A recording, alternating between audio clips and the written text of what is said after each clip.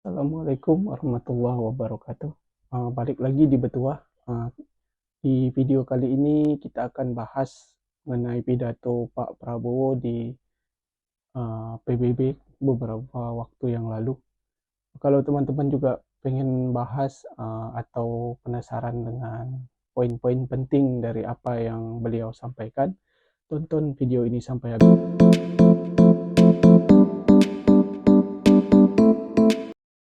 Kita mulai bahas isi pidato dari Pak Prabowo. Seperti biasa para pemimpin atau kita memulai pidato udah pasti kita menyampaikan rasa hormat pada kepada pemimpin ini, pada para pemimpin dan pada yang lainnya. Itu udah biasa. Tapi kita langsung ke inti atau poin penting dari pidato Pak Prabowo. Itu saya dapat dari beberapa sumber. Yang pertama itu adalah cerita masa penjajahan. Ini udah jelas Pak Prabowo bahwa ingin menjelaskan kepada dunia kalau misalnya kita negara Indonesia itu pernah dijajah dan bangkit, dan dijajahnya bukan 1 atau 2 tahun tapi ratusan tahun, dan itu membuat Indonesia menjadi kuat, bahkan membuktikan bahwa kita bisa lepas dari penjajahan itu 100% dan bertahan sampai puluhan tahun dan mungkin akan selamanya. Dan yang kedua, udah jelas kenapa Pak Prabowo membawa kita dalam pembukaan itu. Kalau saya melihat kenapa Pak Prabowo itu membuka dengan cerita penjajahan kita, ini karena Pak Prabowo di sini ingin menyampaikan atau ingin mendukung Palestina yang lagi dijajah oleh Israel atau lagi berperang dengan Israel.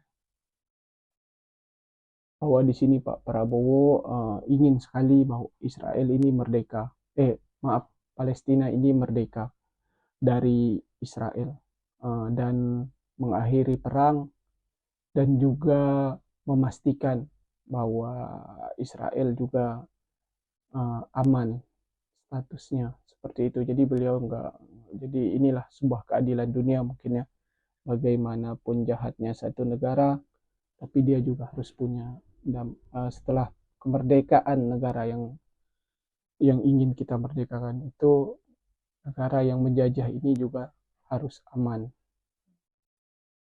Tapi sebenarnya dalam logika saya sebagai seorang muslim uh, agak berat untuk memikirkan amannya negara Israel, karena menurut saya mereka juga kuat, udah pasti aman kalaupun Palestina merdeka.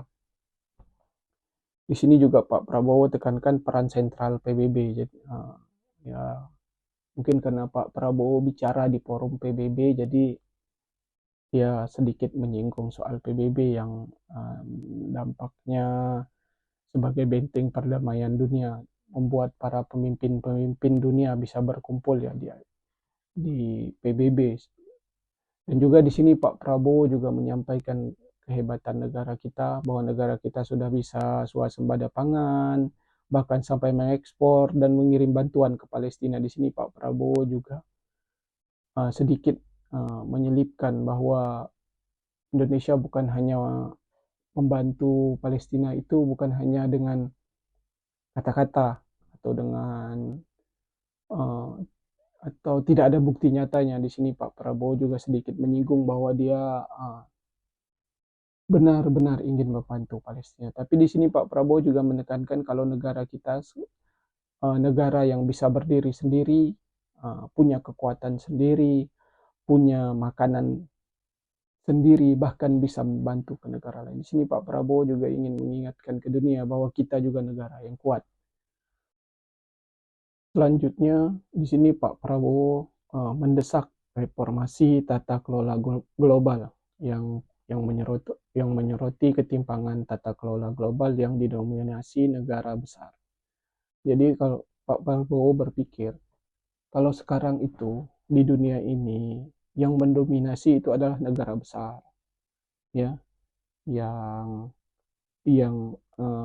bagaimana ya? Kalau lemah kita kalah, kalau kuat kita menang. Seperti itulah mungkin ya. Kalau dalam lebih mudah dipahaminya.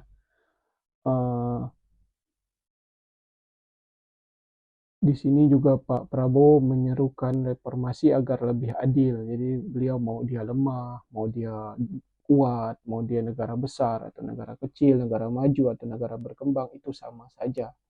Itu dia apa? Bahwa dunia tetap bisa memberi ruang ke semua negara, baik dalam isu iklim, pangan, energi dan konflik. Selanjutnya di sini Pak Prabowo juga sampai menekankan bahwa beliau bukan hanya siap uh, berdialog, berdiskusi atau berbicara dengan pemimpin-pemimpin dunia lainnya untuk membahas perdamaian ini. Tapi beliau di sini juga menekankan siap mengirimkan 20.000 pasukan perdamaian atau lebih. Dan beliau menyampaikan itu lengkap dengan tenaga medis, insinyur, dan ahli logistik. Di sini beliau mengatakan siap dikirim ke Gaza. Tapi ada tambahannya, yaitu bukan hanya ke Gaza, beliau juga siap mengirimkan kemanapun pasukan ini ke daerah-daerah atau ke negara-negara yang sedang berperang. Jika PBB meminta, jadi beliau siap mengirimkan itu. Di sini juga Pak Prabowo singgung soal krisis iklim, yaitu naiknya permukaan laut di utara Jakarta. Jadi ini juga beliau menyampaikan ada beliau ambisi pembangunannya untuk menangkal apa kenaikan air laut itu, yaitu dia akan membuat tanggul raksasa. Dan kata beliau ini bukan pembangunan sebentar tapi cukup lama. Mengenai pembangunan tanggul raksasa ini ya teman-teman, dalam pidato Pak Prabowo, menurut saya bertanya gitu teman-teman, apakah proyek ini layak dikerjakan sekarang ya teman-teman ya, mengingat uh, mengingat apa keadaan negara kita sekarang ya teman-teman. Terus uh, banyak saya merasa ya teman-teman, saya pribadi juga merasa di sini juga saya sedikit mempertanyakan lah teman-teman soal pidato Pak Prabowo yang awal tadi, yang soal pencapaian swasembada pangannya, swasembada berasnya ya teman-teman. Di sini saya merasakan kalau beli beras tuh sekarang udah susah. Jadi bulan ini saya belinya di harga, misalnya di harga 170.000, di bulan depannya saya bisa beli di harga 175.000, baik. Bahkan belum bulan depan teman-teman, bahkan 2 minggu kemudian. Jadi udah naik lagi ya teman-teman. Saya juga mempertanyakan ini apa. Jadi kalau teman-teman juga merasakan, coba kalau misalnya, tapi ini saya merasakan di daerah saya ya teman-teman. Di daerah teman-teman saya nggak tahu gimana. Tapi saya juga bertanya ini, swasembada pangan ini membuat beras mahal atau membuat harga beras tidak stabil? Seharusnya kalau di ekonomi, kalau kita punya barangnya sendiri, harusnya bahkan nggak mahal ya teman-teman. Bahkan bisa gratis karena kita punya sendiri kan, seperti itu ya teman-teman. Tapi saya ngerasakan di saat ini ya, terutama di tahun ini ya teman-teman. Kalau dihitung dari 2 tahun, dari tahun-tahun kemarin sih ya berasa naik drastis ya berasnya. Tapi yang di kali ini saya bingung ya teman-teman.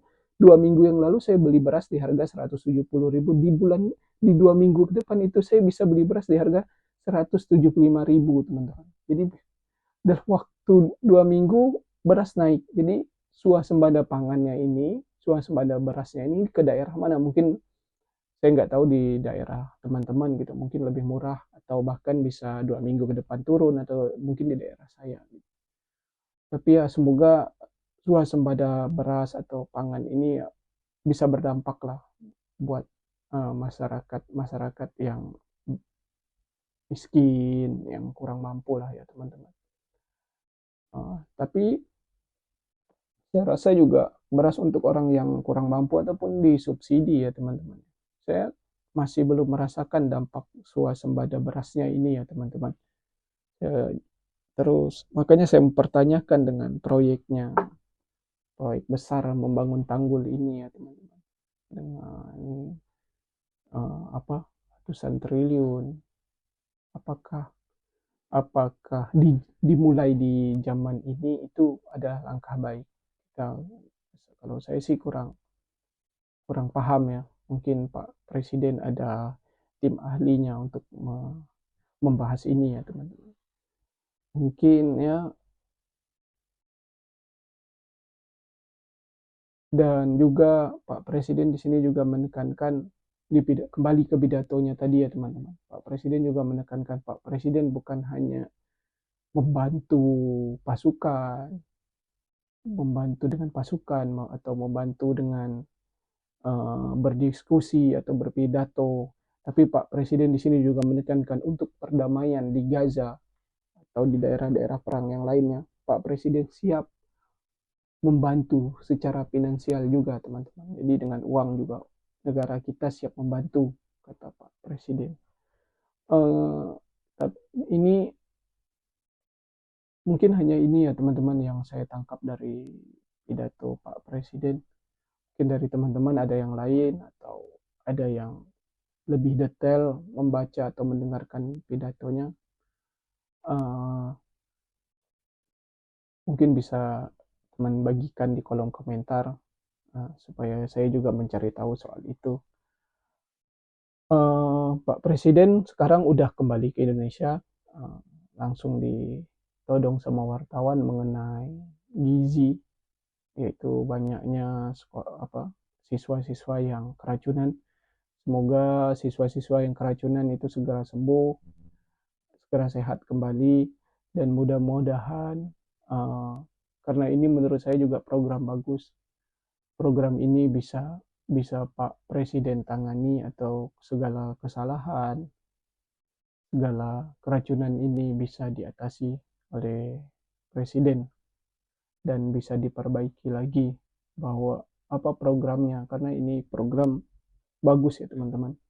Karena saya tahu gimana rasanya susah ya teman-teman makan, bahwa dengan ada makan bergizi ini jadi orang tuanya jadi tidak perlu memikirkan lagi besok anaknya di sekolah makan apa, nanti anaknya pengen lihat punya temannya kan gitu ya teman-teman. Kalau saya dulu kan ngelihat teman makan, kalau saya nggak punya duit kan rasanya gimana teman-teman.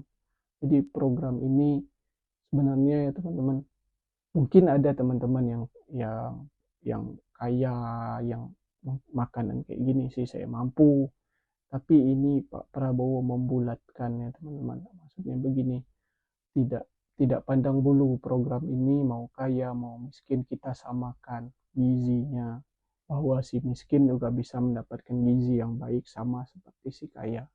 Mudah-mudahan program ini nggak berhenti ya teman-teman, atau dialihkan ke uang atau apa, nggak usah lah.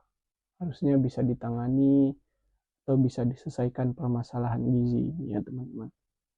Mungkin cukup sekian video kali ini, mudah-mudahan bermanfaat, mudah-mudahan jadi pelajaran juga bagi kita semua dan pelajaran juga buat saya uh, mengenai uh, pidato Pak Prabowo tadi juga menjadi ilmu buat saya dan juga bisa menambah wawasan kita semua mengenai perdamaian. Terima kasih teman-teman sudah nonton video di Betuah sampai habis. Terima kasih. Assalamualaikum warahmatullahi wabarakatuh.